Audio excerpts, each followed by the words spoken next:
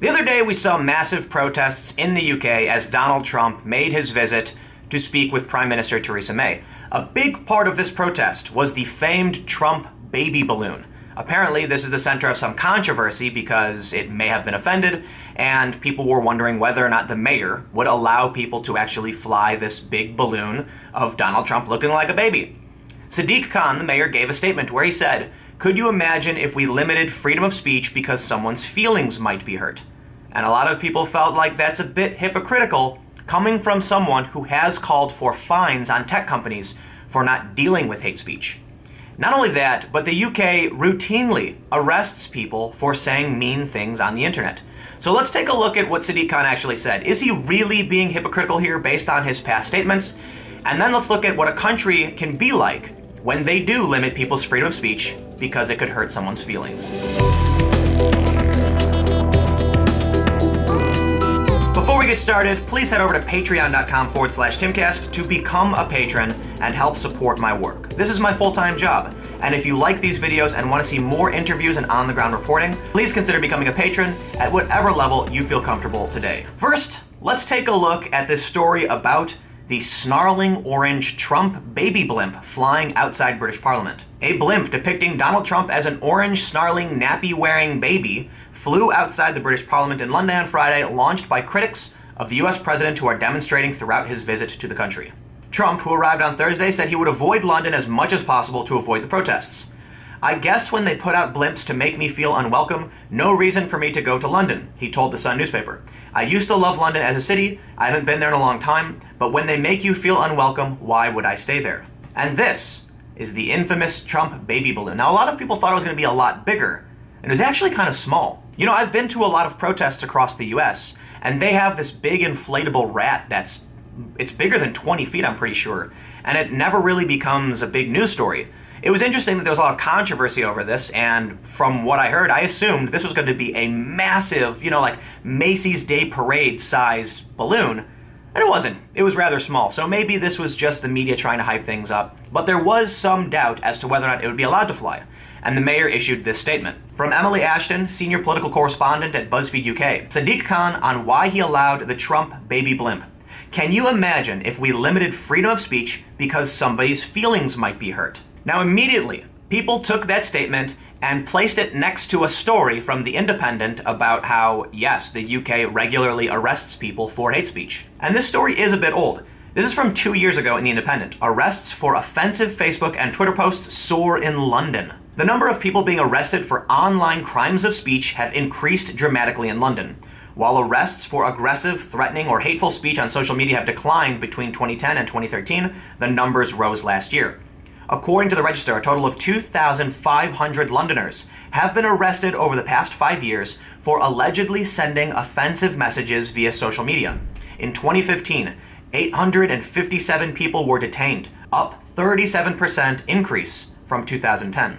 Now, as I mentioned, this story is a few years old, so things may have changed since then, but the mayor still said, "Could you imagine if we limited freedom of speech because someone's feelings might be hurt?" We don't need to imagine it. We can see stories from 2 years ago about this. Now, the reason why this is so hypocritical, outside of the fact that London regularly does arrest people for being offensive, is that Mayor Sadiq Khan actually made a viral video where he said that it's time to end hate speech, and he even called on fines for tech companies for not doing anything about it. From the BBC just this March, London Mayor Sadiq Khan warns big tech on hate speech. Stricter regulation, including large fines, is one option to force technology companies to take the issue of hate speech more seriously, the mayor of London has said. "We can't assume that tech companies will find the solutions by themselves." He said companies have to be chivied and cajoled to take action. The messages will form part of a keynote speech at the South by Southwest Festival in Austin, Texas.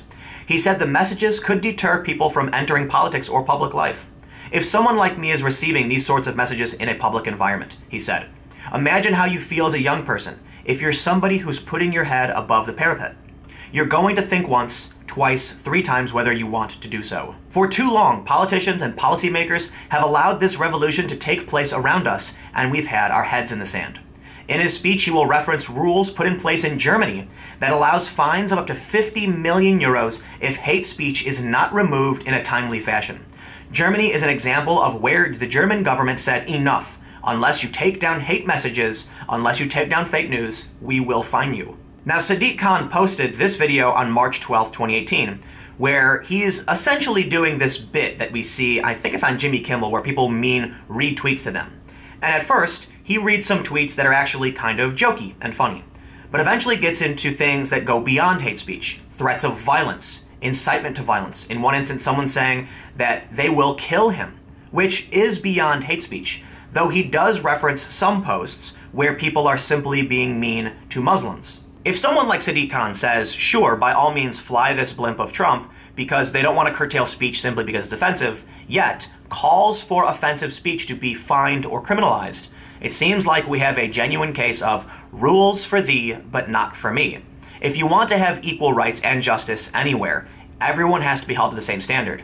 But one thing that is very common among all political tribes is that they will hold other people accountable and not themselves. And here, it seems like we have a really good example. Sadiq Khan has no problem with people protesting Trump and flying this big blimp of him that would be insulting and demeaning, that even Trump said is making him not want to come here, yet that's allowed. But even though it's offensive and it's a direct attack on an individual, it's fine. Other speech, however, isn't. There is an argument to be said that Trump is a public figure, and there's a bit more nuance to the debate. It's one thing if someone is just participating in public conversation and then people say mean things to them. It's another thing if you're the President of the United States and people in a country want to protest you visiting their country. But the way it's phrased, it sounds more like Sadiq Khan is completely oblivious as to why, it seems, he's enforcing rules for only those he has issues with and not for the people on his own side. And it absolutely goes beyond Sadiq Khan. This policy is enforced across the United Kingdom. In this story from gov.uk, government plans renewed action to tackle hate crime. And upon reading this, I immediately assumed they must be talking about someone who gets violent, who injures another person, who gets physical. No, actually it's not. In the story they say Minister for Counter-Extremism Baroness Williams said, "No one should feel the only way to deal with hateful comments is to develop a thick skin. It was truly shocking to hear the venomous abuse aimed at innocent people just because they look different. During the roundtable, I was pleased with the progress social media companies have taken, but I am clear we must all go further in tackling this problem, and it is something we will address in our updated hate crime action plan." And we have a more recent story from The Independent. This from October 8th, 2017. Online hate crime to be tackled by new National Police Hub, Home Secretary says. What is illegal offline is illegal online, and those who commit these cowardly crimes should be met with the full force of the law. A new National Police Hub is to be set up to crack down on those who commit online hate crime. Home Secretary Amber Rudd announced a series of measures which will include improved support for victims and a drive to increase the prosecutions for those who abuse other internet users based on their race, religion, sexual orientation, disability, or gender. Social media giants including Facebook and Twitter have come under fire for not doing more to crack down on offenders amid fears the cost of policing the internet could prove a drain on scarce resources following sweeping cuts in police forces across the UK since 2010. The Home Office said the hub will be run by a small team of specialist officers with initial funding of £200,000. The hub's activities will include assessing whether the particulars of a complaint amount to a crime, combining duplicate reports and identifying perpetrators who hide behind the cloak of online anonymity. Where appropriate, the hub will make referrals to online platforms so that hateful material can be removed. There was a surge in reports of hate crime both in the real world and online following the EU referendum in June 2016, while police figures show another spike around the terrorist attacks that hit the UK earlier this year. A total of 62,518 crimes were reported by forces in England and Wales in 2015 and 16, while the CPS completed a record 15,442 hate crime prosecutions. I think we can see where the UK draws the distinction. It seems like Sadiq Khan, in his video that he posted to Twitter, he actually compares death threats with being mean to somebody. He puts them in the same camp of a hate crime. And we can see that they think it's okay to direct ire at an individual who's a public figure, but not at individuals based on what they look like. It's a bit different than what we have in the US because we don't have a very clearly defined hate speech legislation. And even when it comes to offensive speech, thank God we have the First Amendment. Look, I don't like hate speech. I don't think people should go around disparaging others based on their race, gender identity, whatever. But I also think you have a right to express yourself And I would be greatly concerned about a society that restricts certain emotion. People need to say things. People feel things. They say them. When someone comes out and says something disparaging about, say, Muslims, you can then address that. And maybe you can actually change their mind and help them come to a better conclusion. Maybe they just want to express themselves, and maybe they're not as serious as many people might think. So it's pretty terrifying when you hear that the UK has prosecuted tens of thousands of people for what they call a hate crime. Because over here in the US, we hold an entirely different standard. But let me know what you think in the comments below. Do you think Sadiq Khan's being hypocritical? Or is he actually just pointing to people talking about a politician and not an identity or a group or something like that? Or does it even matter? Again, comment below. Let me know what you think. You can follow me on Twitter at TimCast. I am traveling right now in DC. Going to do an awesome interview in just a minute. So stick around for that. It'll be up on my channel, I believe, tomorrow. So again, thank you all so much for watching, and I will see you tomorrow.